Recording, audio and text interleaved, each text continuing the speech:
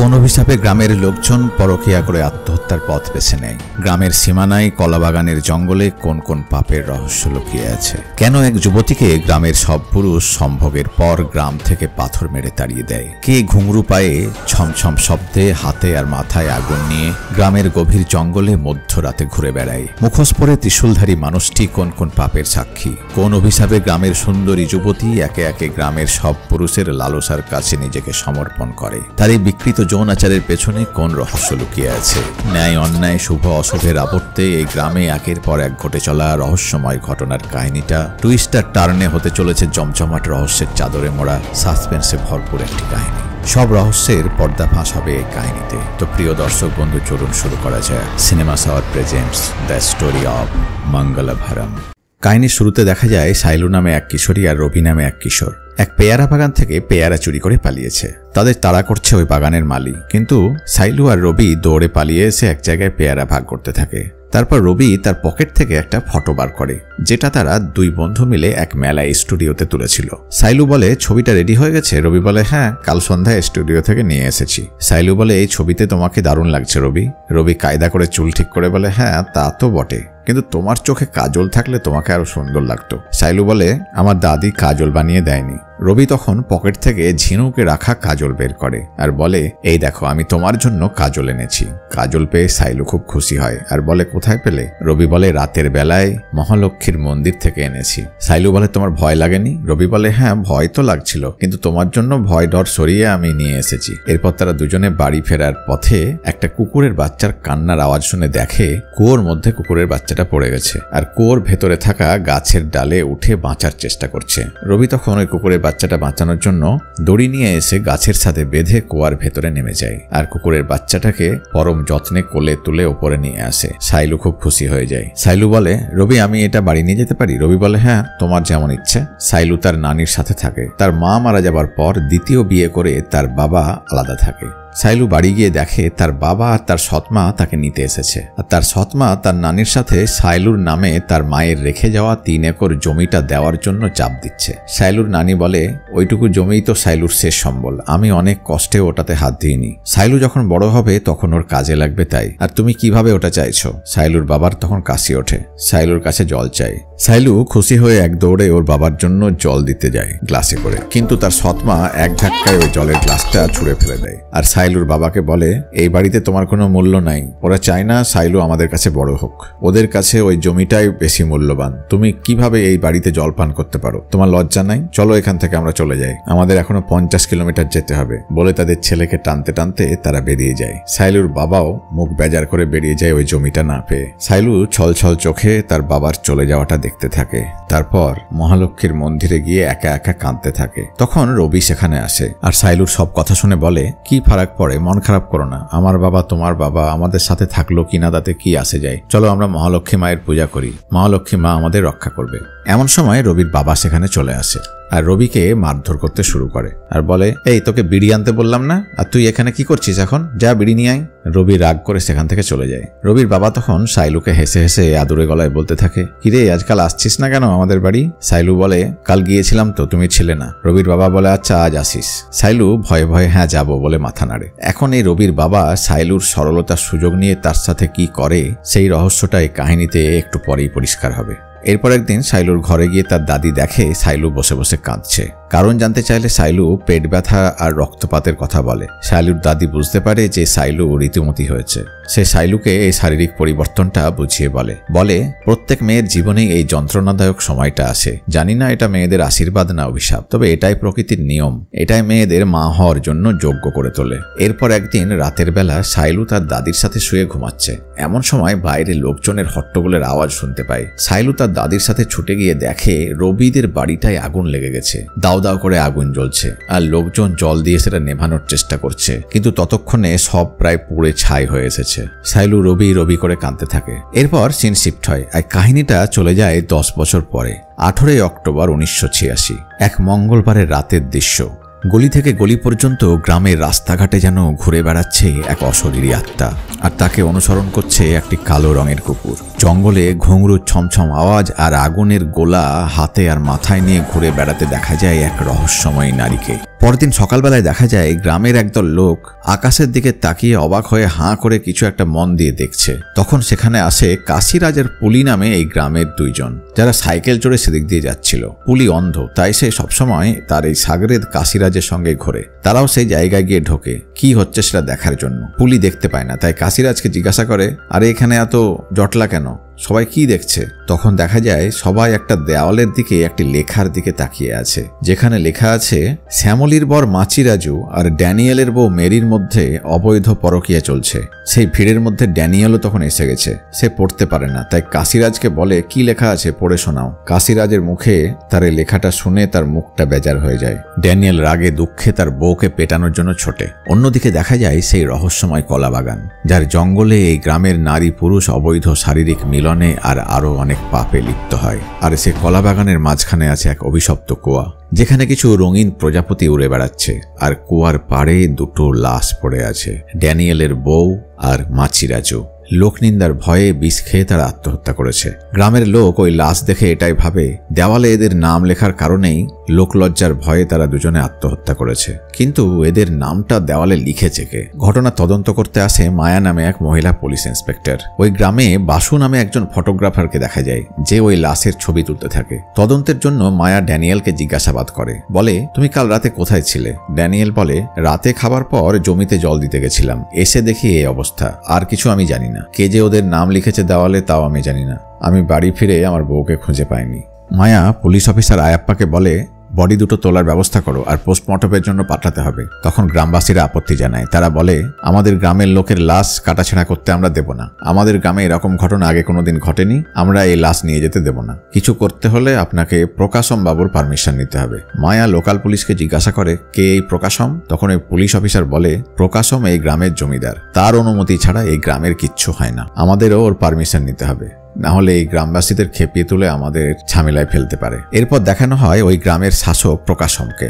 আলিশান গাড়ি আর বাড়িতে ডাকাবুকো জমিদার প্রকাশম থাকে। কিন্তু অবাক কাণ্ড, প্রকাশম জুতো দিয়ে তার বাবার ছবিতে মারতে থাকে আর বলছে, সব সম্পত্তি মন্দিরের নামে আর গ্রামবাসীর নামে দিয়ে চলে গেছো, আর আমাদের এই ভাঙা চোড়া রংচটা বাড়ি আর এই মানধাত্তার আমলের গাড়ি। তখন সেখানে প্রকাশমের বউ রাজেশ্বরী দেবী আরতির থালা নিয়ে আসে, আর প্রকাশম তখন বাবার ছবিতে আবার নমস্কার করছে। রাজেশ্বরী পুজোর থালার আরতির অগ্নিশিখার উত্তাপ নিতে বলে, কিন্তু প্রকাশম ফু দিয়ে ওই শিখা নিভিয়ে দেয়। সে আসলে ভগবানে বিশ্বাস করে না, খুবই অহংকারী প্রকৃতির লোক। সে তার বউকে বকাঝকা করে আর ওই ঘটনাস্থলের দিকে যায়। মেরি প্রকাশমকে বলে, আমার এই মৃত্যুতে সন্দেহ আছে, এটা আত্মহত্যা নাও হতে পারে, আমাকে পোস্টমর্টেম করতে হবে। প্রকাশম তখন বলে, না, পোস্টমর্টেম করা যাবে না, এরকম এই গ্রামে কখনো হয়নি, আর আমি হতেও দেব না। আপনি স্টেটমেন্ট লিখুন, পরকীয়া প্রকাশ্যে চলে আসায় লোক নিন্দার ভয়ে এরা সুইসাইড করেছে।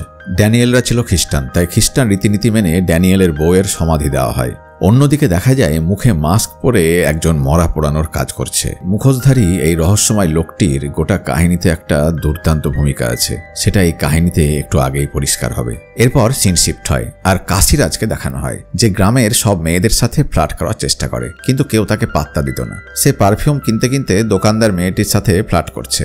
এমন সময় ওই গ্রামের রাস্তা দিয়ে চশমা পরা মধ্যবয়স্ক এক ডাক্তার আসে। তাকে দেখে কাশিরাজ আর তার সাগরেদ পুলু নমস্কার করে। কাশিরাজ পুলুকে বলে, এই ডাক্তার আগে রোমান্টিক আর খোলা মেজাজের মানুষ ছিল, কিন্তু মেয়ে মারা যাওয়ার পর সবসময় মনমরা হয়ে থাকে। এই ডাক্তারের মেয়ের মৃত্যু একটা রহস্য, যেটা এই কাহিনীতে আগে জানা যাবে। এই ডাক্তারকে গ্রামের মানুষ খুব মানে, কারণ এই ডাক্তারবাবু পরোপকারী। আর এখানে দেখানো হয় একদিন এই ডাক্তারের কাছে এক দম্পতি তাদের ছোট মেয়েকে ট্রিটমেন্টের জন্য নিয়ে আসে। ডাক্তারবাবু বলে, এর জন্ডিস হয়েছে, ফাইনাল স্টেজ, তাকে সে হসপিটালে নিয়ে যেতে বলে আর কিছু টাকাও দেয়। পরের সিনে নানি নামে এক যুবককে দেখা যায়, যে গ্রামে গুরুজা নামে একজনের বোনের সঙ্গে প্রেম করে। সে গুরুজার বাড়িতে ঢোকে, কথা বলতে বলতে গুরুজার বোনের সঙ্গে রোমান্স করা শুরু করে। মেয়েটি বলে, তোমার প্রেম করার সাহস আছে, আর আমার ভাইকে সাহস করে বিয়ের কথাটা বলতে পারছো না। এমন সময় বাইক নিয়ে গুরুজার আসার আওয়াজ শোনা যায়। সে খুব রাগী প্রকৃতির মানুষ। নানি তখন বেরিয়ে যায়, আর বেরোনোর সময় গুরুজা তাকে জিজ্ঞাসা করে, এখানে কি করছিস? নানি বলে, গোবিন্দের বাড়ির অনুষ্ঠানের জন্য নেমন্তন্ন করতে এসেছিলাম।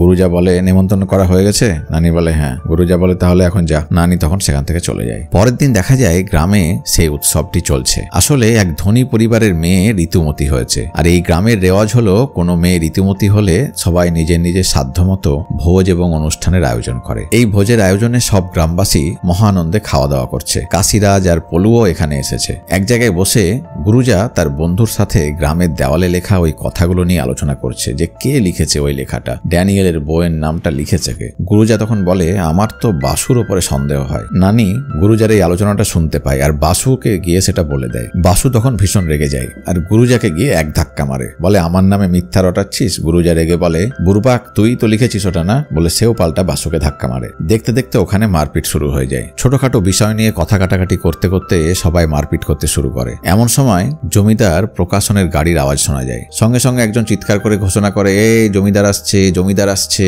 সঙ্গে সঙ্গে সবাই শান্ত হয়ে যায়, যেন কিছুই হয়নি। জমিদারের বউ রাজেশ্বরী দেবীকে গাড়ি থেকে নামতে দেখা যায়। সবাই তাকে অভ্যর্থনা জানিয়ে ভেতরে নিয়ে আসে। এখানে এই গ্রামে জমিদার আর তার বউ, এই জমিদারনী রাজেশ্বরীর প্রভাবটা দেখা যায়। রাজেশ্বরী দেবী মেয়েটিকে উপহার দেয় আর আশীর্বাদ করে। বাসু তাদের ফটো তুলতে থাকে। 2-4 মিনিটের মধ্যেই রাজেশ্বরী দেবী সেখান থেকে চলে যায়। সে বেরিয়ে যেতেই আবার মারপিট শুরু হয়ে যায়, যেন কিছুক্ষণের জন্য তাদের এই মারপিটটা পজ হয়েছিল, আবার প্লে হয়ে গেল। এরপর সিন শিফট হয় আর দেখা যায় মহালক্ষ্মী দেবীর মন্দিরের পূজারী জমিদার প্রকাশনের কাছে পূজার জন্য অর্থ সাহায্য চাইতে গেছে, কিন্তু প্রকাশন তার সঙ্গে কটু কথা বলে। এমন সময় তার বউ রাজেশ্বরী দেবী সেখানে আসে। সে খুবই দয়ালু স্বভাবের মানুষ, তাই পূজারীকে অর্থ সাহায্য করে আর বলে, ওর কথায় কিছু মনে করবেন না, আসলে ও একটু আপসেট আছে আর একটু রগচটা মানুষ, যা প্রয়োজন হবে আমাকে বলবেন, আমি সাহায্য করব। কবে হচ্ছে আপনাদের অনুষ্ঠান? পূজারী বলে, সোমবার শুরু হবে আর মঙ্গলবার রাতে শেষ হবে। পরের সিনে ধুমধাম করে পূজার অনুষ্ঠানের দৃশ্য দেখানো হয়। নাচ গান, বাদ্যযন্ত্রের আওয়াজ, আতশবাজি চলতে থাকে। আর এখানেও দেওয়ালের ওই লেখা নিয়ে লোকজনের মধ্যে কানা ঘুষো ফিসফাস আলোচনা চলতে থাকে।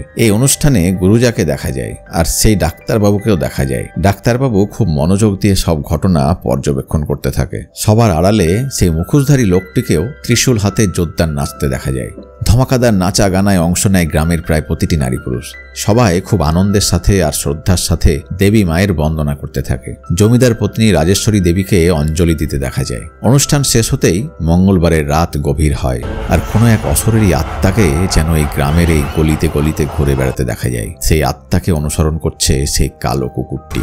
আর দেখা যায় 2 হাতে আগুন আর মাথায় আগুনের গোলা নিয়ে ঝুমঝুম করে ঘুঙরুর আওয়াজের সাথে এক নারী গভীর জঙ্গলে ছুটে ছুটে বেড়াচ্ছে। কে এই রহস্যময়ী নারী? সেই রহস্যটাও কাহিনীতে একটু পরেই জানা যাবে। রহস্যময় গা ছমছমে কিছু মুহূর্ত দেখা যায়। এভাবেই এই রহস্যময় মঙ্গলবারের রাত শেষ হয়ে সকালের আলো ফোটে, দিনের কাজকর্ম শুরু হয়। আর একজন লোককে দেখা যায় সাইকেল নিয়ে কোথাও যেতে যেতে সে কিছু একটা দেখে দাঁড়িয়ে পড়ে। ভয়ে চিৎকার করে পালাতে থাকে। ধীরে ধীরে গ্রামের লোকজন সেখানে জড়ো হয়ে যায় আর অবাক হয়ে তারাও কিছু দেখতে থাকে। আবার সেই দেওয়াল লিখন, আর এবার লেখা আছে সুরির বউ নাগামার সঙ্গে একজন পুরুষের পরকীয়ার সম্পর্কের কথা। তাদের মধ্যে অবৈধ সম্পর্ক চলছে। বেলা বাড়লে দেখা যায় ওই দুজনের মৃতদেহ গাছ থেকে ঝুলছে। তারা গলায় দড়ি দিয়ে আত্মহত্যা করেছে। তদন্ত করতে আবার সে ইন্সপেক্টর মায়া আসে। সে গুরুজাকে বলে, যে দুজন মারা গেছে তারা তো তোমার বন্ধু ছিল, মনে হচ্ছে এরপরে তোমার নম্বর আসবে, সাবধানে থেকো। বাসু এই লাশের ছবি তুলতে থাকে। বাসুকে জিজ্ঞাসা করে, গুরুজার সাথে তোমার কি কিছু ঝামেলা চলছে? বাসু বলে, না তেমন কিছু না, ছোটখাটো ঝগড়া, এরকম আমাদের প্রায়ই হয়ে থাকে, কোনো মারাত্মক কোনো শত্রুতা কিছু নেই। একটু পরে জমিদার প্রকাশম সেখানে আসে। মায়া তখন তাকে বলে, আমার সন্দেহ হচ্ছে, প্রথমে 2 জন, তারপরে আবার 2 জন, এরা কেউ আত্মহত্যা করেছে বলে আমার মনে হচ্ছে না, কেউ এদের মনে হয় খুন করেছে। আর এই অস্বাভাবিক খুনের রহস্যটা জানতে ডেড বডিগুলো পোস্টমর্টমের জন্য পাঠাতেই হবে। আমাকে বাধা দিলে কিন্তু এভাবে গ্রামে হত্যার ঘটনা ঘটতেই থাকবে, আর খুনি কিন্তু এই গ্রামেরই কোনো লোক। এবার প্রকাশম আর আপত্তি করে না। এরপর মায়া লাশ দুটো পোস্টমর্টমের জন্য পাঠিয়ে দেয়। আর পোস্টমর্টমের জন্য আগে মারা যাওয়া সেই ড্যানিয়েলের বইয়ের ডেড বডি তুলতে গিয়ে দেখে ডেড বডি গায়েব হয়ে গেছে। মায়া বুঝতে পারে এই খুনি খুব চালাক এবং তথ্য প্রমাণ লোপাটের জন্য সে ওই লাশটি গায়েব করে দিয়েছে। পরের দিন মন্দিরের চাতালে গ্রামের লোকের মিটিং বসে। বয়োজ্যেষ্ঠরা বলতে থাকে, আমাদের নিজেদেরই এই রহস্যটা খুঁজে বের করতে হবে। দেওয়ালে লিখছেটাকে, এগুলো খুন নাকি আত্মহত্যা? খুন হয়ে থাকলে কে সেই খুনি? আমাদের সবার আগে জানতে হবে ওই দেওয়াল লিখনটা কার, আর সেটা খুঁজে বার করতে পারলেই আমরা এই খুন বা আত্মহত্যা সেই রহস্যটা বের করতে পারবো। আর সব মৃত্যুই হচ্ছে মঙ্গলবার, তাই মঙ্গলবার আমাদের বেশি সতর্ক থাকতে হবে। আমরা গলি গলি টহল দেব, খুঁজে দেখব কে লিখছে। পরের দিন পলু ঢেঁড়া পিটিয়ে গ্রামে ঘোষণা করে, কাল মঙ্গলবার, সবাই সতর্ক থাকবে। আজ যারা প্রেমের সম্পর্কে বা পরকীয়ার সম্পর্কে আছে তারা যেন বাড়ি থেকে বের না হয়। রাতের বেলা গ্রামের লোক বিভিন্ন দলে ভাগ হয়ে গলিতে গলিতে টহল দেওয়া শুরু করে। এই সময় গ্রামের সীমানায় সেই রহস্যময়ী নারীকে দুই হাতে আর মাথায় আগুন জ্বালানো মালসা নিয়ে ছুটে ছুটে বেড়াতে দেখা যায়। এখানেও তার পরিচয়টা জানা যায় না। রাত বাড়লে দেখা যায় মুখে কাপড় জড়িয়ে চুপি চুপি দেওয়ালে কিছু লিখতে দেখা যাচ্ছে একজনকে। টহলদাররা তাকে দেখে ফেলে আর গুরুজা তার বন্ধুরা লোকটিকে ধাওয়া করে। সে ছুটে পালাতে থাকে। অন্যদিকে রহস্য অনুসন্ধানে গ্রামের সেই ডাক্তারবাবুকেও কলা বাগানে ঢুকে তদন্ত চালাতে দেখা যায়। সেও গভীর জঙ্গলে কলা বাগানে কি রহস্য লুকিয়ে আছে সেইটা খুঁজে দেখার চেষ্টা করছে। রাতের বেলায় এই জঙ্গল কালো রহস্যের চাদরে মুড়ে যেন আরো ভয়ঙ্কর হয়ে উঠেছে। ওদিকে ওই কাপড় জড়ানো লোকটির পেছনে টহলদাররা তাড়া করতে থাকে। অনেকক্ষণ ধরে তারা ছোটাছুটি করতে থাকে।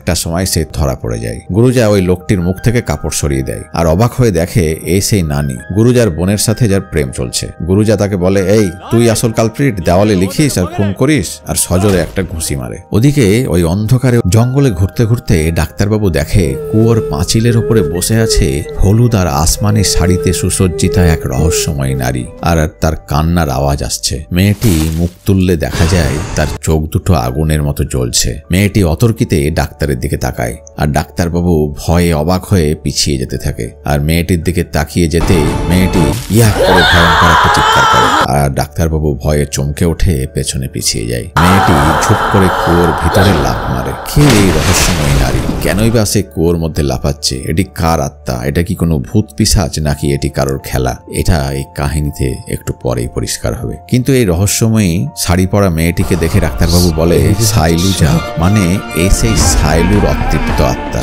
কিন্তু কেন সাইলুর অতৃপ্ত আত্মা এমনটা করছে? কেন সেটি এখনো কুয়ায় আটকে আছে? সেই রহস্যভেদ হয় কিছুক্ষণ পরেই। এরপর সিন শিফট হয় আর কাহিনী চলে যায় ফ্ল্যাশব্যাকে।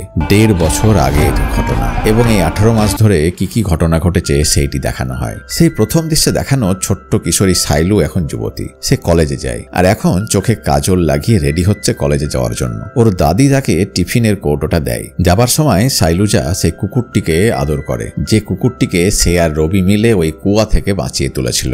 সাইলুর দিকে গ্রামের সব পুরুষেরই নজর আছে। সাইলু খুবই আকর্ষণীয় সুন্দরী ছিল। সবাই তার সাথে ফ্লার্ট করার চেষ্টা করত, কিন্তু সাইলু কাউকে পাত্তা দিত না। কলেজের এক প্রফেসর তার ক্রাশ। এই স্যারকে সে খুবই ভালোবাসে। স্যারের সাথে কথা বললে সে অনেক বড় প্রাপ্তি মনে করে। সে চুপচুপ করে স্যারকে দেখতে থাকে আর স্যার তাকে দেখতে পেয়ে হাসে। এই প্রফেসরের নাম মদন। তিনি হচ্ছেন ইংলিশের প্রফেসর। এই ক্যারিসমেটিক পার্সোনালিটির এই প্রফেসর আসলে এক পাক্কা শয়তান। একটু পরেই তার আসল চেহারাটা সামনে আসবে। পরদিন কলেজে স্কুটি রাখার সময় প্রফেসর মদনের পকেট থেকে তার পার্সটা পড়ে যায়। তখন সাইলুজাও কলেজে ঢুকছিল। সে পার্সটা তুলে নেয় আর সেখানে রাখা মদনের ছবিটা দেখতে থাকে। একটু পরে ভেতরে গিয়ে স্যারকে সেই পার্সটা দেয়। প্রথমবারের জন্য স্যার তার নাম জিজ্ঞাসা করে। সাইলু বলে, আমার নাম সাইলু। মদন সাইলুকে হেসে থ্যাংক ইউ বলে। রাতের বেলা শুয়ে শুয়ে সাইলু মদনের খেয়ালে ডুবে যায়। তার হাত কাঁপতে থাকে, চোখ বন্ধ হয়ে আসে আর রঙিন প্রজাপতি ওরা দেখতে পায়। সাইলু চমকে ওঠে, তার হার্টবিট বেড়ে যেতে থাকে। এরপর একদিন বৃষ্টির দিনে সাইলু কিছু মিষ্টি খাবার বানিয়ে ওই প্রফেসরের বাড়িতে দিতে যায়, কারণ সেদিন মদনের বার্থডে ছিল।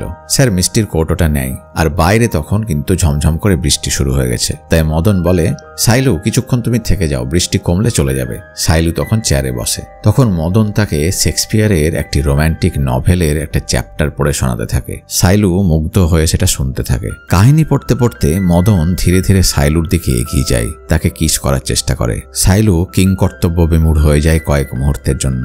একটু পরেই তার সম্বিত ফেরে আর সাইলু খুব ঘাবড়ে যায় আর মদনকে বাধা দিয়ে সেখান থেকে ছুটে বাইরে চলে আসে। কিন্তু তার মনে মদনের প্রতি অদম্য প্রেম ছিল। সে আবার ভেতরে যায়। এরপর মদনের ইচ্ছে মতো এই সবকিছু হতে থাকে। সাইলুও তার সঙ্গে রোমান্টিক আর ঘনিষ্ঠ হতে থাকে। মদন সাইলুকে জড়িয়ে ধরে আর কোলে তুলে নেয়। কয়েক মিনিটের মধ্যেই তারা ইন্টিমেট হয়ে যায়। তাদের মধ্যে আদিম খেলা শুরু হয়ে যায়। সাইলুকে মদন ইচ্ছে মতো আদর করতে থাকে। সাইলুও মদনকে আদর করতে থাকে। বেশ কিছুক্ষণ তাদের এই ঘনিষ্ঠতার খেলা চলতে থাকে। এভাবে তাদের প্রেমের ঘনিষ্ঠতা বেড়ে ওঠে। একসাথে ঘোরাঘুরি, হাসি তামাশা, গল্প করা, এসবের মধ্যে তাদের দিন কাটতে থাকে। সাইলু ভাবে মদন তাকে সত্যি খুব ভালোবাসে, কিন্তু তার অদৃষ্টে অন্য কিছু লেখা ছিল। এরপর আরো বেশ কয়েকদিন সাইলু আর মদন দুজনে ইন্টিমেট রিলেশনে জড়িয়ে পড়ে। মদন আর সাইলু দুজনে মহানন্দে মুহূর্তে সেই সব উপভোগ করতে থাকে। সাইলু মদনকে জীবন সঙ্গী হিসাবে মনে মনে ভেবে ফেলেছে। কিন্তু তারপর আসে সেই কালো দিন, যেদিন সাইলু জানতে পারে যে এই স্যার বেশ কয়েকদিনের ছুটি নিয়ে কলেজ থেকে চলে গেছে। সাইলুর মনটা খুব খারাপ হয়ে যায়। কয়েকদিন পর কলেজে গিয়ে দেখে ওই স্যার ফিরে এসেছে, কিন্তু একা নয়, সে বিয়ে করে তার বউকে নিয়ে এসেছে এখানে দুজনে মিলে থাকার জন্য, আর তার বউকে কলেজটা ঘুরে দেখানোর জন্য কলেজে নিয়ে এসেছে। এই দৃশ্য দেখে তো সাইলুর পায়ের তলার মাটি সরে যায়। তার কাছে দুনিয়াটা অন্ধকার মনে হতে থাকে। সে বুঝতে পারে মদন কত বড় ধোঁকাবাজ। সে রেগে মদনকে সে কথা জিজ্ঞাসা করে, কেন মদন তার সাথে এমনটা করলো। কিন্তু মদন তাকে ব্যঙ্গ করে বলে, দেখো সাইলু, তুমি হচ্ছ শেক্সপিয়ারের একটা রোম্যান্টিক নভেলের একটা চ্যাপ্টারের মতো, কিন্তু একই চ্যাপ্টার বারবার পড়তে পড়তে একঘেয়ে লেগে যায়, বিরক্ত লেগে যায়। সরে যাও আমার সামনে থেকে বলে সাইলুকে ধাক্কা দিয়ে সরিয়ে দেয়, আর গাড়িতে বসে থাকা তার বউকে নিয়ে সেখান থেকে চলে যায়। সাইলু মনের দিক থেকে মারাত্মক আঘাত পায়। প্রিয় বন্ধুরা, মেয়েরা এভাবেই চেহারার চটকে মজে ভুল মানুষের সাথে জড়িয়ে পড়ে, আর তাদের বিশ্বাস করে নিজের সর্বস্ব হারিয়ে নিঃস্ব হয়ে যায়, আর প্রকৃত প্রেমকে সে পাত্তা দিতে ভুলে যায়। একটা সময় নিজের ভুল উপলব্ধি করে, কিন্তু ততদিনে সে সর্বস্ব হারিয়ে ফেলে। সাইলুও এখন ভাঙা মন নিয়ে হাহাকার করে কাঁদতে থাকে। গোটা দুনিয়াটা তার কাছে এখন অন্ধকার হয়ে যায়। সে বাড়ি ফিরে দেখে তার দাদিও মারা গেছে। তার একমাত্র শুভাকাঙ্ক্ষী, তার শেষ আশ্রয়, তার দাদিও তাকে ছেড়ে পরলোকে চলে গেছে। সে কাঁদতে থাকে। এরপর তার বাবা আসে। গ্রামের মুরব্বীরা তার বাবাকে বলে, এবার সাইলুকে নিয়ে যাও, ওর দায়িত্ব তোমাকে নিতে হবে। কিন্তু সাইলুর বাবা খুব বিরক্ত হয় আর বলে, আমাদের নিজেদেরই অনেক খরচ, ওর খরচ আমরা চালাবো কি করে।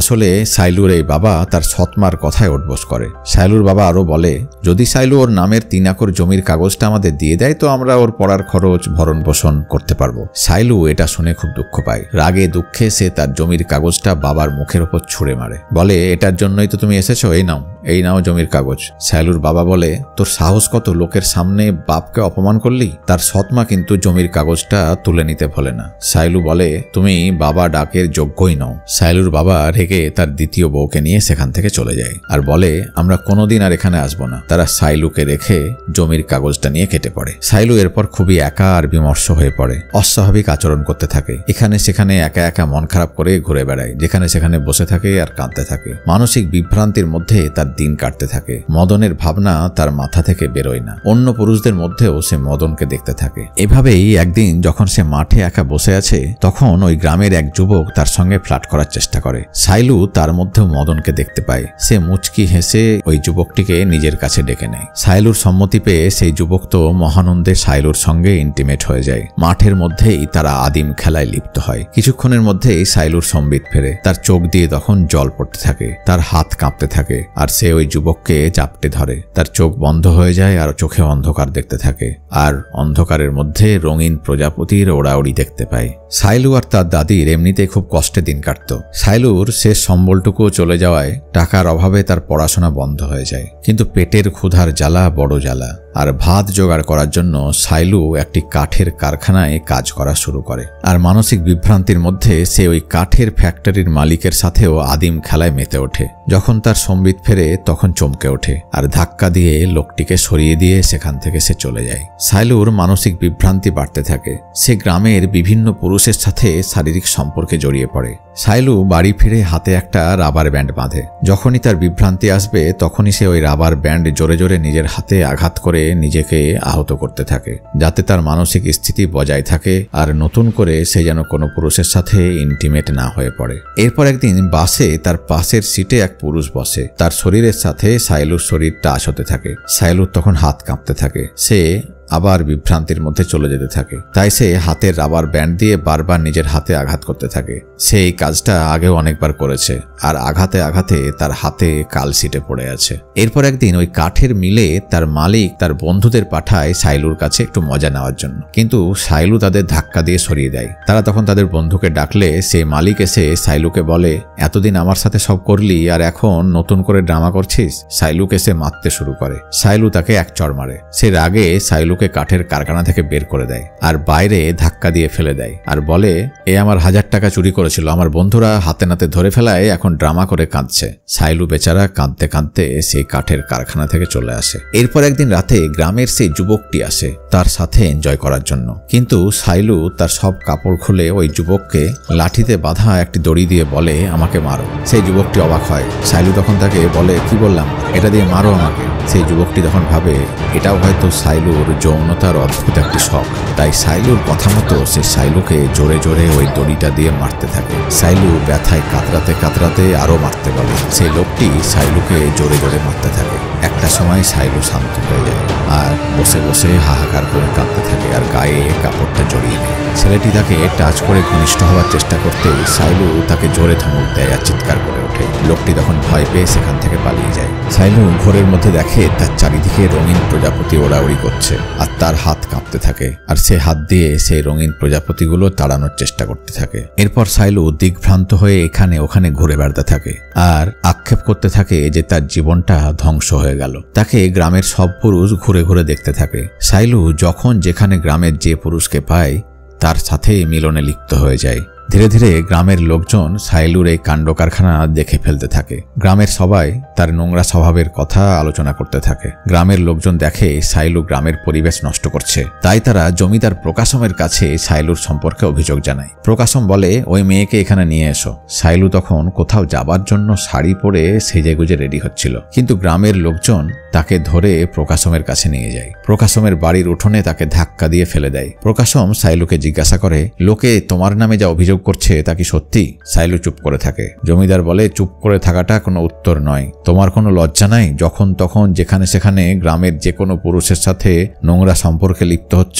গ্রামবাসীকে বলে, একটা গ্রাম শুধু কিছু লোক আর বাড়ি নয়, গ্রাম একটা পরিবারের মতো, যেখানে সংস্কৃতি, রীতি রেওয়াজ, শালীনতা ও অশালীনতা মেনে চলতে হয়। যদি কেউ সেটা নষ্ট করে তবে তাকে শাস্তি পেতে হয়। সাইলুকে বলে, তোমার এই গ্রামে থাকার অধিকার নেই। গ্রামের লোকদের বলে, একে পাথর মেরে গ্রাম থেকে বের করে দাও। লোকজন তখন তাকে চুলের মুঠি ধরে টানতে টানতে নিয়ে যায়।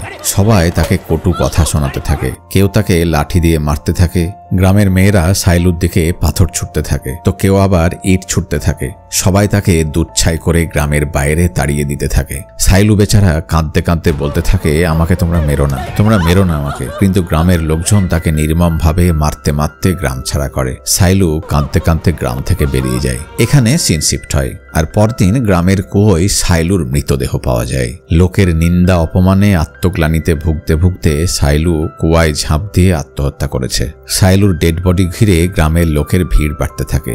সে ডাক্তারবাবুও তখন সেখানে আসে আর সাইলুর পরিণতি দেখে ভীষণ দুঃখ পায়। তো এই ছিল গত 18 মাস ধরে ঘটা ঘটনাক্রম। কাহিনী এবার বর্তমানে আসে, যেখানে নানিকে ধরে গ্রামের লোক দেওয়ালে লেখা আর খুন করার সন্দেহে পুলিশের হাতে তুলে দিয়েছে। মায়া নানিকে জিজ্ঞাসা করে সে দেওয়ালে কি লেখার চেষ্টা করছিল। নানি তখন বলে সে নিজের আর তার প্রেমিকা গুরুজার বোনের নাম লেখার চেষ্টা করছিল, কারণ সে ভেবেছিল এটা দেখে গ্রামবাসীরা তাদের হয়তো বিয়ে দিয়ে দেবে। নানি বলে, ম্যাডাম আমি কাউকে মারিনি, আমি নির্দোষ, আমি কাউকে মারিনি, আমাকে ছেড়ে দিন প্লিজ। এখানে পুলিশ ইন্সপেক্টর মায়ার হাতে ওই গ্রামের ডেড বডিগুলোর পোস্টমর্টেমের রিপোর্ট দিয়ে দেয়। রিপোর্ট দেখে মায়া বলে, নানি খুন করেনি, এর পেছনে অন্য কেউ আছে, ওকে ছেড়ে দাও। অন্যদিকে গ্রামের লোকজন আলোচনা সভায় বসেছে। নানি তো খুন করেনি, তাহলে অপরাধী কে? গুরুজা বলে, আমি জানতাম নানি খুন করেনি, কিন্তু আসল অপরাধী, আসল কালপ্রিটকে আমাদের খুঁজে বের করতেই হবে। আর আজ সোমবার, আজ তো সে দেওয়াল লিখবে আর আজ ওকে আমরা ধরবই। তারা দল বেঁধে আবার গ্রামে টহল দেওয়া শুরু করে। এদিকে জঙ্গলে এক গ্রামবাসীর নজরে পড়ে সেই 2 হাতে আর মাথায় আগুনের মালসা নিয়ে ছুটে বেড়ানো সেই নারীর দিকে। এদিকে ওই নারী কিছুটা দূরে একটি পুকুর পাড়ে এসে দাঁড়ায় আর সেখানে ওই মন্দিরের পূজারীও আসে। এখানে একটা রহস্যের পর্দা ফাঁস হয়। এই নারী আসলে এই মন্দিরের সেবা করে, পরিষ্কার পরিচ্ছন্ন রাখে আর প্রত্যেক মঙ্গলবার সে আগুন হাতে জঙ্গলে কিছুটা ছুটে জলে ওই আগুনটা নিভিয়ে দেয়। আসলে এটা এই মন্দিরের রীতি এবং এটা করতে হয় লোকচক্ষুর আড়ালে, খুব গোপনে, শুধু পূজারী এটা জানে। এই রীতি পালনে দেবীমা সন্তুষ্ট হয় আর গ্রামের মঙ্গল হয়। এদিকে ওই গ্রামের সীমানায় এক প্রান্ত থেকে কেউ চিৎকার করে বলে, দেওয়ালে কিছু লেখা আছে, তাড়াতাড়ি এদিকে এসো। সব লোক তখন সেদিকে ছুটে যায় আর দেখে ড্যানিয়েল দাঁড়িয়ে আছে, কিন্তু সে তো লেখাপড়া কিছুই জানে না, তাই সে পড়তে পারছে না। গ্রামের লোক দেখে ওখানে এডসের সম্পর্কে কিছু লেখা আছে, যেটা যেটা যৌন মিলনের মাধ্যমে এক মানুষ থেকে অন্য মানুষের মধ্যে ছড়ায়। গ্রামবাসীরা ভাবে ড্যানিয়েল লেখাটা দেখে আওয়াজ দিয়ে সবাইকে ডেকেছে, কিন্তু ড্যানিয়েল বলে আমি আওয়াজ দিইনি, আমি তো কারোর আওয়াজ শুনে চিৎকার শুনে এখানে এলাম। এবার গুরুজা বুঝতে পারে কেউ তাদের সঙ্গে চালাকি করছে, তাদেরকে বিভ্রান্ত করার জন্য গ্রামের সীমানার দিকে ঠেলে দিয়েছে, আর আসল কাজটা হয়তো গ্রামের ভেতরে দেওয়াল লিখন চলছে। এদিকে সত্যি সত্যি সেটাই হচ্ছে। গ্রামের ভেতরে আলো আধারির মধ্যে সেই ডাক্তারবাবুকে দেখা যায় দেওয়ালে কিছু লেখার চেষ্টা করছে, আর এটা দেখে ফেলে গ্রামে অনুসন্ধানে আসা সেই পুলিশ অফিসার মায়া, আর সে পেছন থেকে হাততালি দেয়, বলে বাহ ডাক্তার বাহ, তুমিই তাহলে সেই কালপ্রিট। গ্রামবাসীকে কুয়োয় ভূত দেখার মিথ্যা গল্প শুনিয়ে বিভ্রান্ত করছো, দেওয়ালে লিখে মানুষকে ভুল বোঝাচ্ছ, আর তারপর এক এক করে গ্রামবাসীকে খুন করছো। কি শত্রুতা তোমার এদের সাথে? পোস্টমর্টেমে পাওয়া গেছে মারার আগে ওদের অজ্ঞান করার ইনজেকশন দেওয়া হতো, আর এই গ্রামে এটা একমাত্র তোমার পক্ষে সম্ভব। কেন মেরেছো ওদের? তোমার খেলা এবার শেষ। বলে মায়া তাকে ধরে ফেলে। পালানোর চেষ্টা করতেই মায়ার সঙ্গে তার ধস্তাধস্তি শুরু হয়ে যায়, কিন্তু সুযোগ বুঝে ডাক্তার মায়াকেও অজ্ঞান করার ইনজেকশনটা দিয়ে দেয়। কয়েক সেকেন্ডের মধ্যে মায়াও অজ্ঞান হয়ে যায়। এরপর সিন শিফট হয়, আর দেখা যায় মায়াকে ডাক্তার ধরে একটি গোপন আস্তানায় নিয়ে এসেছে, আর মায়াকে একটি খুঁটির সঙ্গে বেঁধে রেখেছে। মায়ার জ্ঞান ফিরলে সামনে ডাক্তারকে দেখে জিজ্ঞাসা করে, তুমি এসব কেন করছো ডাক্তার? ডাক্তার বলে, সাইলুর জন্য। মায়া বলে, আচ্ছা, ওই বেশ্যাটার জন্য? মনে হচ্ছে ও তোমাকেও অনেক মজা দিয়েছে। এবার ডাক্তার খুব রেগে যায় আর বলে, এই এসআই, পুরো ঘটনা শুনবে তারপর বলবে। সাইলুর আসল সত্যটা জানতে চাও তো শোনো। ডাক্তার তখন বলতে থাকে, আর ঘটনাগুলো ফ্ল্যাশব্যাকে দেখানো হয়। একদিন রাতে গ্রামের রাস্তা দিয়ে যাওয়ার সময় রাস্তার ধারে সাইলুকে সে আহত অবস্থায় অজ্ঞান অবস্থায় পড়ে থাকতে দেখেছিল। তারপর ডাক্তার সাইলুকে উঠিয়ে স্বাস্থ্যকেন্দ্রে নিয়ে গিয়ে তার ট্রিটমেন্ট শুরু করে। সাইলু ডাক্তারের কাছে হাত জোর করে বলে, ডাক্তারবাবু, আমি মরতে চাই, আমার আর বাঁচার ইচ্ছে নেই, কিন্তু নিজে সাহস করে মরতে পারছি না, আপনি আমাকে মরার কিছু ইনজেকশন দিন। ডাক্তার বলে, কি যাতা বলছো? ডাক্তারের কাজ মারার ওষুধ নয়, বাঁচার ওষুধ দেওয়া, বাঁচতে সাহায্য করা। সাইলুর প্রবলেমটি জানার পর ডাক্তার তাকে মনোবিদের কাছে নিয়ে যায়। সাইলুর ব্লাড স্যাম্পল কালেক্ট করে পরীক্ষার জন্য ল্যাবে পাঠানো হয়, এবং ওই ব্লাডের রিপোর্ট দেখে মনোবিদ মহিলা ডাক্তার বলে, সাইলু এক বিরল রোগে আক্রান্ত। সে হাইপার সেক্সুয়াল ডিজঅর্ডারে আক্রান্ত। স্বাভাবিকের থেকে তার শরীরে 10 গুণ বেশি হরমোন ক্ষরণ হয়। ও আসলে কম্পালসিভ সেক্সুয়াল ডিজঅর্ডারের শিকার। তার শরীরে যৌনতার চাহিদা স্বাভাবিকের থেকে অনেক গুণ বেড়ে যায়, আর মন থেকে না চাইলেও মানসিক ভ্রান্তির মধ্যে সে যখন তখন যে কোনো পুরুষের সাথে শারীরিক সম্পর্কে লিপ্ত হয়ে পড়ে। আর মিলনের পর যখন সে স্বাভাবিক হয় তখন অপরাধ বোধে ভুগতে থাকে, আর ভাবতে থাকে আমি কতটা অন্যায় কাজ করে ফেলেছি। এভাবে ধীরে ধীরে আত্মগ্লানিতে ভুগতে ভুগতে ও ডিপ্রেশনে চলে যায়। ডাক্তার ওই মনোবিদকে জিজ্ঞাসা করে, তাহলে এর কারণটা কি? ওই মনোবিদ তখন বলেন, এর কারণ বিভিন্ন রকম হতে পারে ছোটবেলায় কোনো শারীরিক হেনস্থার শিকার হয়েছে, অথবা কোনো হরমোনাল ইমব্যালেন্স, অথবা একাকিত্ব, ডিপ্রেশন, বা এর সবগুলোই একসাথে হতে পারে। আর এর নির্দিষ্ট কোনো ট্রিটমেন্টও নেই। আমরা অ্যান্টিডোট দিয়ে হরমোনাল ব্যালেন্সটা তো ঠিক করতে পারবো, কিন্তু মেন্টাল স্টেটটা ঠিক হতে সময় লাগবে। হসপিটাল থেকে ফেরার পথে বাসে উঠে সাইলু ক্লান্ত হয়ে ডাক্তারের কাঁধে মাথা রাখে। ডাক্তারও পরম যত্নে তার মাথায় হাত বুলিয়ে দেয়। ডাক্তারবাবু এসব ঘটনা মায়াকে বলছে। ডাক্তার আরো বলে, আমার মেয়ের বিয়ে দিয়েছিলাম 4 বছর আগে, কিন্তু শ্বশুরবাড়ির অত্যাচারে ও সুইসাইড করে। আমার কাছে কোনোদিনই ও নিজের প্রবলেমের কথা শেয়ার করেনি। আমি যখন সাইলুকে পাই, আমি সাইলুর মধ্যে আমার মেয়েকে খুঁজে পাই, আর ও কোনোদিন বাবার স্নেহ ভালোবাসা পায়নি। আমার মধ্যে ওর বাবাকে খুঁজে পাই। আমি সাইলুকে স্নেহ ভালোবাসা দিয়ে সুস্থ করে তোলার চেষ্টা করি। ও আমাকে বাবার মতো আদর যত্ন করতে শুরু করে। একদিন সাইলুর কান্না দেখে তার কারণ জিজ্ঞাসা করলে ও বলে, এই দুনিয়ায় ওর আপন কেউ নেই, কেউ তাকে ভালোবাসে না, কিন্তু ওই সময় তার জীবনে একজন আসে। তখন দেখানো হয় গ্রামের জঙ্গলে মুখোশ পরা সেই লোকটিকে। ওই জঙ্গলে টহল দিতে দিতে বাসু তাকে দেখে চমকে ওঠে। তাকে বলে, গ্রামে এসব হচ্ছে আর কে তুই মাস্ক পরে এখানে? তখন ওই মুখোশধারী বাসুকে অ্যাটাক করে। বাসু আর ওই মুখোশধারীর মধ্যে মারাত্মক মারপিট শুরু হয়ে যায়। ধস্তাধস্তি চলতে থাকে। তারা দুজনেই পূর্ণ শক্তিতে একে অপরকে মারতে শুরু করে। দুজনেই চাইছে দুজনকে শেষ করে ফেলতে। বাসু একসময় ওই মুখোশধারীর পেটে ছুরি ঢুকিয়ে দেয় আর ক্রমাগত আঘাত করতে থাকে। বারবার চাকু দিয়ে আঘাত করার ফলে ওই মুখোশধারী নিস্তেজ হয়ে পড়তে থাকে। বাসু ওকে প্রায় মেরেই ফেলত।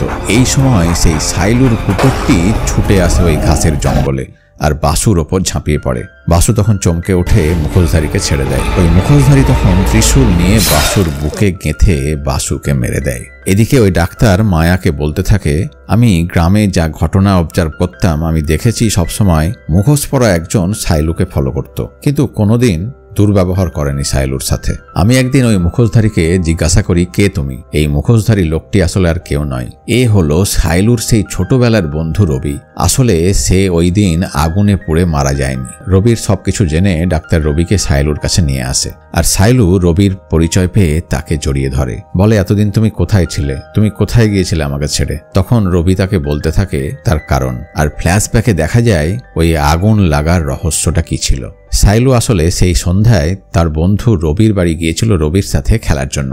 রবি তখন বাড়িতে ছিল না, আর রবির বাবা সাইলুর সঙ্গে সাইলু কিছু বুঝে ওঠার আগেই নোংরা ব্যবহার করতে শুরু করে, নোংরাভাবে জড়িয়ে ধরতে থাকে। আর ঠিক তখনই রবি সেখানে চলে আসে, আর বাবার কাণ্ড দেখে অবাক হয়ে যায়। সাইলু কাঁদতে কাঁদতে রবি বলে ছুটে গিয়ে রবিকে জড়িয়ে ধরে আর বলে, রবি আমার খুব ভয় করছে, আমি পরে আসবো বলে সাইলু সেখান থেকে চলে যায়। প্রচন্ড রাগে রাতের বেলায় রবির বাবা যখন ঘুমাচ্ছে তখন কাঠের একটা মোটা টুকরো নিয়ে রবি তার বাবার মাথায় বারবার আঘাত করতে থাকে যতক্ষণ না সে মারা যায়। আর সে মরে গেলে বাড়িতে আগুন লাগিয়ে দেয়, কিন্তু পালানোর আগে ওই আগুনে তার গালের কিছুটা অংশ পড়ে যায়। গ্রামবাসীরা ভেবেছিল আগুনে রবি আর তার বাবা দুজনেই মারা গেছে, কিন্তু রবি সেখান থেকে পালিয়ে অন্য গ্রামে গ্রামে ঘুরে ঘুরে পালিয়ে বেড়াতে থাকে। আর মুখোশ পরে লুকিয়ে লুকিয়ে সেই গ্রামের রাস্তায় রাস্তায় ঘুরে বেড়াতো, আর গোপনে সাইলুর দিকে আড়াল থেকে নজর রাখত।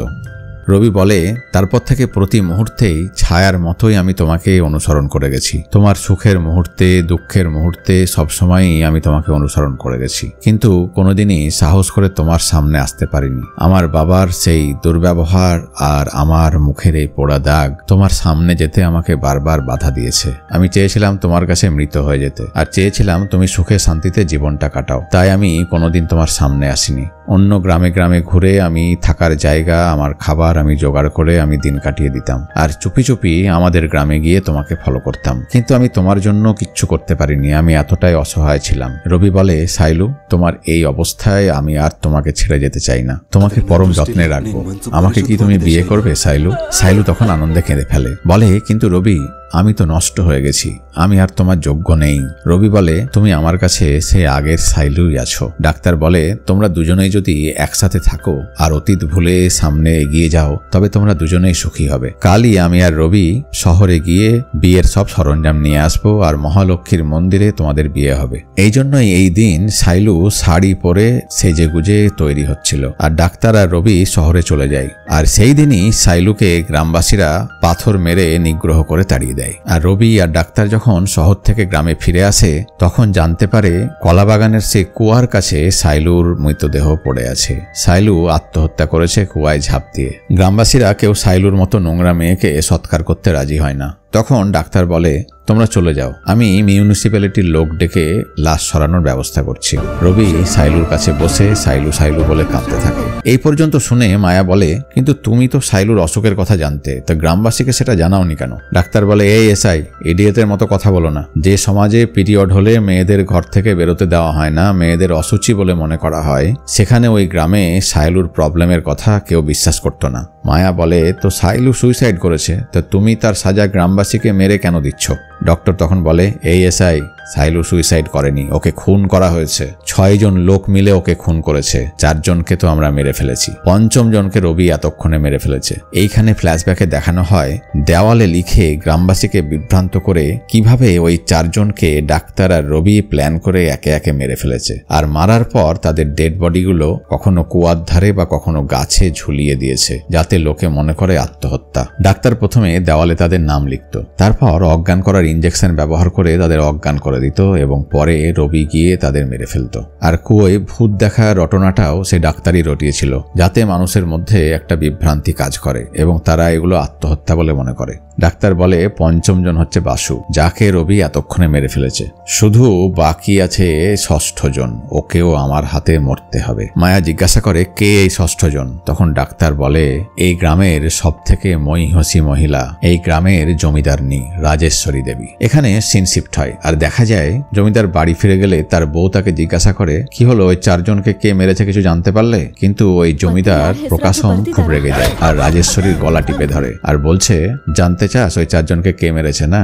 এত এক্সাইটেড হয়েছিস কি জানার জন্য? নোংরা পাপ করে বেড়াবি, মানুষকে খুন করবি, আর এখন ভোলা ভালা সাজছিস? এইসব বলতে বলতে প্রকাশম রাজেশ্বরীর গলা টিপতে থাকে। রাজেশ্বরী তখন বালিশের নিচে রাখা ছুরি দিয়ে প্রকাশমের পেটে আঘাত করে দেয়। দুজনের মধ্যে মারাত্মক ধস্তাধস্তি চলতে থাকে, কিন্তু শেষ পর্যন্ত প্রকাশম রাজেশ্বরীর হাতের চাকুটি ফেলে দেয় আর রাজেশ্বরীকে ধাক্কা দিয়ে মেঝেতে ছুঁড়ে ফেলে। সে মাটিতে পড়ে কাতরাতে থাকে। প্রকাশম বলে, বল কেন করেছিস এসব?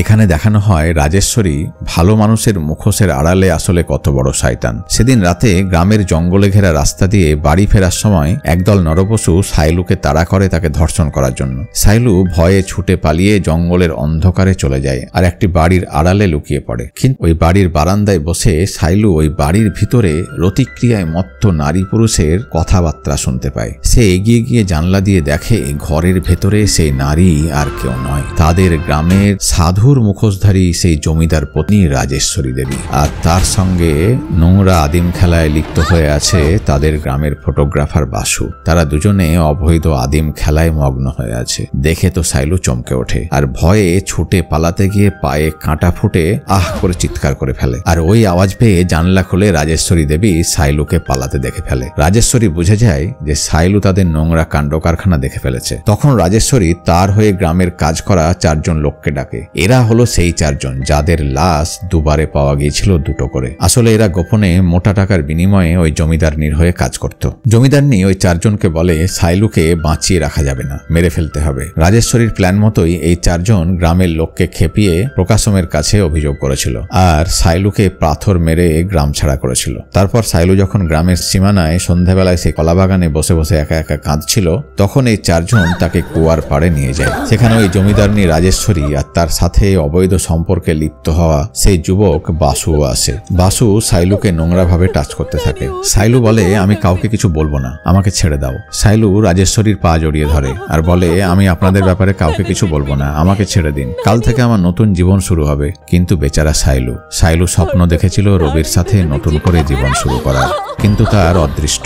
জমিদারনির কুকীর্তি দেখে ফেলাটাই তার কাল হলো। রাজেশ্বরী তার চুলের মুঠি ধরে আর বলে, তুই বেঁচে থাকলে আমি শান্তিতে ঘুমাতে পারবো না, তোকে তো মরতে হবে। ওই 4 জন তখন গলায় দড়ি পেঁচিয়ে সাইলুকে মেরে দেয়। সাইলু হাত পা ছুটতে ছুটতে যন্ত্রণায় কাতরাতে থাকে আর কিছুক্ষণের মধ্যে ধীরে ধীরে সাইলুর শরীরটা নিস্তেজ হয়ে যায়। সাইলু কিছুক্ষণের মধ্যেই মারা যায় আর রাজেশ্বরী নিষ্ঠুর রাক্ষসীর মতো হাসতে থাকে। এরপর কাহিনী আবার প্রেজেন্টে আসে আর প্রকাশম তার গোপন ইনফরমারের কাছ থেকে রাজেশ্বরীর সেদিনের এই কুকীর্তি জেনে ফেলেছিল। সে রাজেশ্বরীকে চুলের মুঠি ধরে টানতে টানতে নিয়ে যায় আর ছাদে নিয়ে গিয়ে তাকে ছুঁড়ে ফেলে মেঝেতে পড়ে রাজেশ্বরী কাতরাতে থাকে। প্রকাশম তখন বলে, লোভ মানুষকে পাপী করে, মানুষের মনকে পাপী করে, আর তোর মতো মেয়েদের অবৈধ ইচ্ছার কারণে অবৈধ সম্পর্ক তৈরি হয় আর নষ্ট হয় সমাজের সুন্দর ব্যবস্থা।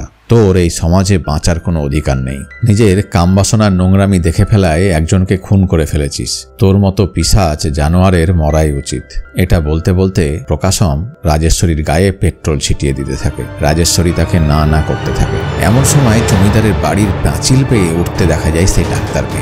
আসলে আজ রাতে রাজেশ্বরীকে অজ্ঞান করে তার মারার প্ল্যান ছিল, কিন্তু সেই প্রাচীরে উঠতে গিয়ে থমকে দাঁড়িয়ে পড়ে এই দৃশ্য দেখতে থাকে। সে দেখে প্রকাশম পেট্রোল ছিটিয়ে রাজেশ্বরীর গায়ে আগুন লাগিয়ে দিচ্ছে আর রাজেশ্বরী চিৎকার করতে করতে দাও দাও করে জ্বলতে থাকে। আর কিছুক্ষণের মধ্যেই মারাত্মকভাবে পুড়তে পুড়তে চিৎকার করতে করতে রাজেশ্বরী মারা যায়। এদিকে কলাবাগানে ঘেরা সেই কুয়ার কাছে দেখা যায় রবি আত্মহত্যা করতে গেছে। রবি সাইলুর খুনিদেরকে মেরে ফেলেছে, তার কাজ এখন সম্পূর্ণ। সাইলুকে ছাড়া তার আর বাঁচার ইচ্ছে নেই, তাই সে কুয়ায় ঝাঁপ দিয়ে আত্মহত্যা করে। পরদিন সকালে প্রকাশম পোড়া শরীরটা চাদরে মুড়িয়ে পুলিশকে আর গ্রামবাসীকে ডাকে। মায়া প্রকাশমকে জিজ্ঞাসা করে, কি করে মৃত্যু হলো? প্রকাশম বলে, গ্রামের মধ্যে ঘটা অস্বাভাবিক মৃত্যুকে রাজেশ্বরী দেবী মেনে নিতে পারছিল না। সে ভেবেছিল মহালক্ষ্মী দেবীর প্রকোপে এই অঘটনগুলো ঘটছে আর এই মানসিক কষ্ট থেকে আত্মাহুতি দিয়ে নিজের জীবন উৎসর্গ করেছে, যাতে দেবীর প্রকোপ শান্ত হয় আর গ্রামের মঙ্গল হয়। গ্রামবাসীর কল্যাণেই তার এই আত্মত্যাগ। ডাক্তার প্রকাশমের এই কথা শুনে অবাক হয়ে যায়। সে নিজের চোখেই সবটা দেখেছে। মায়াও খুব অবাক হয়, কারণ সেও সব সত্যিটা জানত। আর গ্রামবাসীরা হা হুতাশ করতে থাকে, এত মহান তাদের জমিদারনি। মায়া ডাক্তারের দিকে তাকায়, কারণ তারা দুজনেই সব সত্যিটা জানে। কিন্তু মায়া চুপ করে থাকে আর বলে, পুলিশও কোনো কোনো সময় অপরাধীকে সাজা দিতে চায় না, যখন সে অপরাধটা তারা করে কোনো শয়তানকে শায়েস্তা করার জন্য। তাই মায়া সবটা জেনেও ডাক্তার আর প্রকাশমের এগেনস্টে কোনো অ্যাকশন নেয় না। পরের দৃশ্যে দেখানো হয় প্রকাশমের ট্রিটমেন্ট করতে এসেছে ডাক্তার, আর জিজ্ঞাসা করছে, তোমার বউ রাজেশ্বরীকে তার পাপের সাজা তো দিয়েছ, কিন্তু তাকে লোকের সামনে মহান কেন বানালে? প্রকাশম তখন বলে, লোকের কাছে রাজেশ্বরী ছিল সাধুর বেশে, লোকে তাকে খুবই ভালো মানুষ ভাবত। তার এই নোংরা চেহারাটা লোকের সামনে চলে আসুক এটা আমি চাইনি, তাহলে মানুষের ভালো মানুষের প্রতি, বিশ্বাসের প্রতি, ভরসার প্রতি আস্থা উঠে যেত। তাই তার নোংরা চেহারাটা লোকের থেকে আড়ালেই রাখতে চেয়েছিলাম। এখানে বোঝা যায় এই প্রকাশম রগচটা মানুষ হলেও আসলে মনের দিক থেকে ন্যায়পরায়ণ একজন ভালো মানুষ। প্রকাশম বলে, ডাক্তার আমারও একটা প্রশ্ন আছে। যেদিন সাইলু খুন হয়েছিল সেদিন তুমি আর এসআই মায়া তো গ্রামে ছিলে না, তোমরা কি করে জানলে? ডাক্তার এবার হাসে আর দেখানো হয় সে আর রবি কি করে সাইলুর খুনের ব্যাপারে জেনেছিল। গ্রামের অন্ধ সেই পুলি সে আসলে অন্ধ ছিল না, লোকের দয়া দাক্ষিণ্য পাওয়ার আশায় সে আসলে অন্ধ সেজে থাকতো, কিন্তু তার এই কথাটা গ্রামের কেউ জানত না। সেই রাতে সে কলাবাগানের জঙ্গলে বসে বসে মদ খাচ্ছিল, আর হঠাৎ কুয়োর কাছে চিৎকার শুনে লুকিয়ে লুকিয়ে দেখে সাইলুকে খুনের সব দৃশ্য। রবি আর ডাক্তার যখন সাইলুর ডেড বডির কাছে বসে কাঁদছিল, তখন বিবেকের ডাকে সাড়া দিয়ে এই পুলি তাদের কাছে আসে আর রবিকে আর ডাক্তারকে সব কথা জানিয়ে দিয়েছিল। কাহিনীটা এখানেই শেষ হয়। তো প্রিয় বন্ধুরা, আশা করি কাহিনীটা তোমাদের ভালো লেগেছে। অনুরোধ করব লাইক, কমেন্ট আর শেয়ার করতে ভুলো না যেন। অনেক অনেক ধন্যবাদ ও শুভেচ্ছা রইল। খুব ভালো থেকো।